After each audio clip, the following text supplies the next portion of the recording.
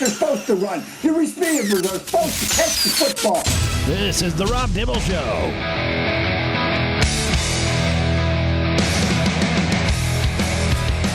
Back on the Rob Dibble Show with Ben Darnell in your afternoon drive. Happy Monday to everybody. Sunday night football last night. Eagles take out the Dolphins. Let's kind of break that down a little bit. Jalen Hurts is coming off his first loss of the season at the hands of the New York Jets.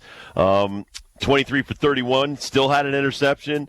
Couple of touchdowns. Tua Tagovailoa just not as good as Hurts was, and a lot of it was he had to be one-dimensional. His running game wasn't there yesterday. Mostert's been really good, but they didn't give him enough opportunities, and once they got down and started trying to chase in the second half, it played very well to the Eagles' defense. I thought that was really the fascinating part about that whole game is that the Eagles and their defense, and Hassan Reddick is one of the best defensive ends that can do so much. I mean, he can obviously rush the passer, and everybody knows that in the NFC, but he's really good at contain and just stopping run on his side of the ball. Plus, he can drop back into coverage if you need that.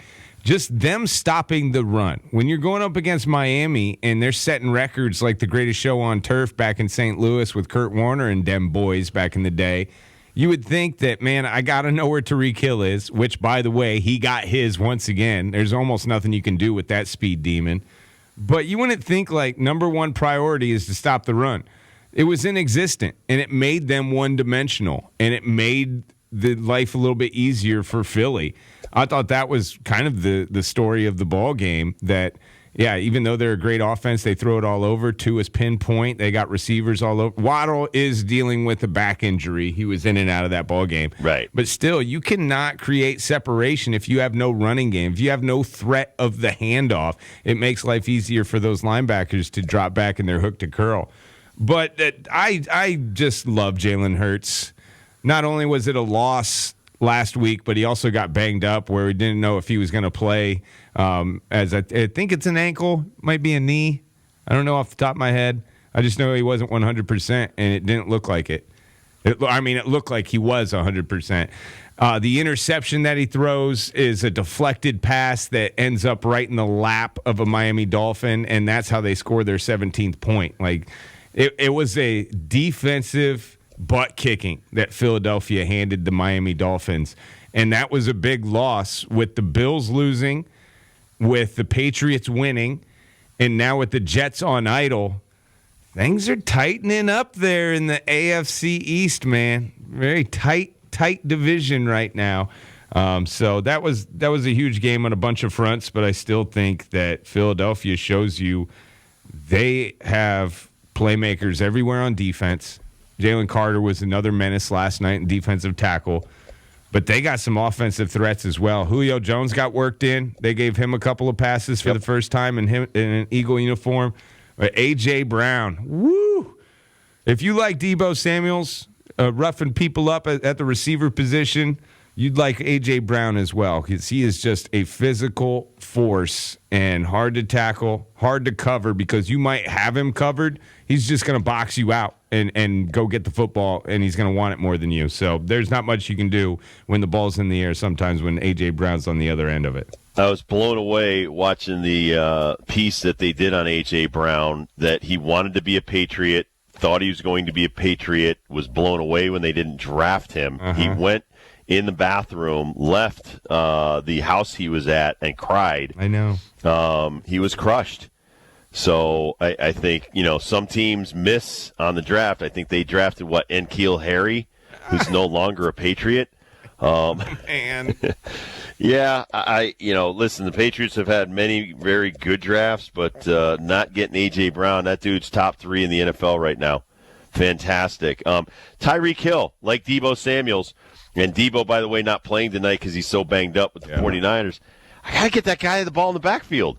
I don't care if I got to pitch it to him, do something quick, some kind of screen out in the flat. But I got to get this guy the ball more. He did have 15 targets, 11 receptions, but less than 100 yards and a touchdown. he's one of the biggest weapons in the NFL. I thought he was underutilized. Well, him and Tua have something going on that's just unreal right now. The touchdown that he does have is just a go. It's just a go route. And Tua threw it without the knowledge that he has him beat at the time he throws it. He basically stutter steps off the line and then takes an inside release and just blows the doors off the safety in the corner. By the time he takes his first step vertical, Tua's already let the ball go. And that's just serious trust that you have with the guy. And it was perfect. It ended up perfect. He's chasing Calvin Johnson. So what you're saying, he's under 100 yards last night? Is that what you're saying? He was averaging 136 going in. Yeah, he only had 88 yards on the day. He's trying to beat Calvin Johnson's season record for receiving yards. Yep. Calvin's around 125 per game in a 16-week season. With the extra week, I think that Tariq's going to get it. He's at 902 right now. If he stays healthy, I think he's going to get it.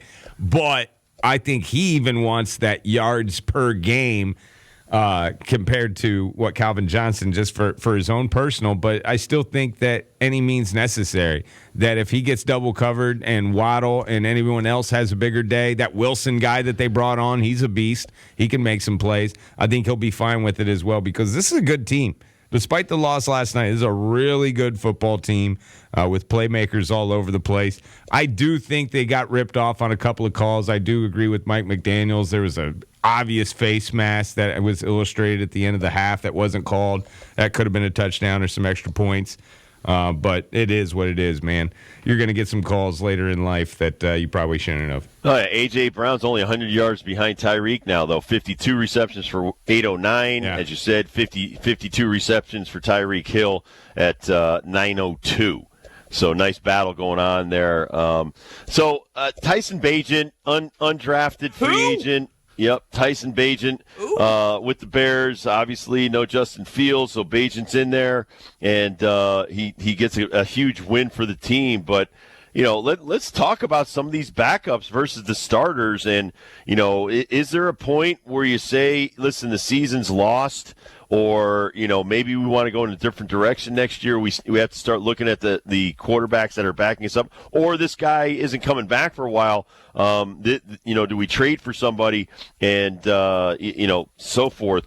Your thoughts on Bagent yesterday for a guy that seemingly probably didn't get a lot of reps in practice up until this week? Guys like Tyson Bagent and Brock Purdy are screwing up the market for everybody else. Yep. I mean, why would you pay now?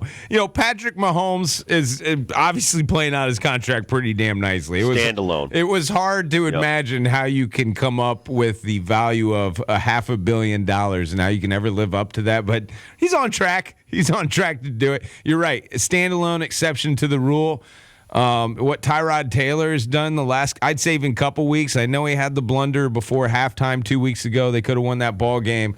But I'm just coming to the conclusion, I don't know if I need a $25 million man. Not in this era. Not right now, because there's a lot of guys that are going to be dealing, a lot of teams that are going to be dealing with backup quarterback situations as the days go on. I've been trying to track, Dibs, the week one starters who have yet to get injured, who their team still likes and their fan base still likes, and I only have 12. I did leave Brock Purdy off the list because if they liked this guy so much, they would have drafted him a lot higher. Like, I know they still like him. I know he's week one starter. He should probably be on. Let's make it 13. But if I ask you that 2 years from now, like, even when he wins his first couple of games, you're like, oh, man, let's see how long this can go. It's just a stopgap. I got Josh Allen. I think the Bills still like him. I got Jared Goff. I know he didn't play the best yesterday, but he's had a great season. I got his counterpart, and I say it like this because it's just interesting that Goff is now on a winning team, and Stafford is trying to find it, even though Stafford's like top 5 in the league in yards passing. I think they still like Stafford in L.A. I got Pickett, who got a big win over Stafford. Pittsburgh beating the Rams yesterday. I think the Steelers still like him. Weird to see Geno Smith, isn't it? Like, if I said 5 years from now or ago Dude, Geno's going to be a top 10 quarterback in this league, and everyone's going to love having him as the quarterback. Like, what, the Canadian Football League? No, the NFL. The Seattle Seahawks still love that guy, and I think he's going to be there as long as he stays healthy. The Chargers can't find a win, can they?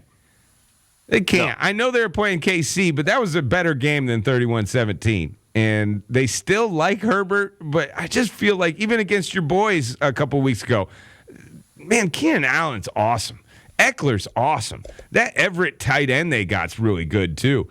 I just feel like you need to score more than 17 points per game on this Chargers team, but they still like him. He's still in favor. Mahomes, obviously, exception. Tua's having a great year. Jalen with the win last night. Your boy Burrow's still in there for now, as long as he stays healthy.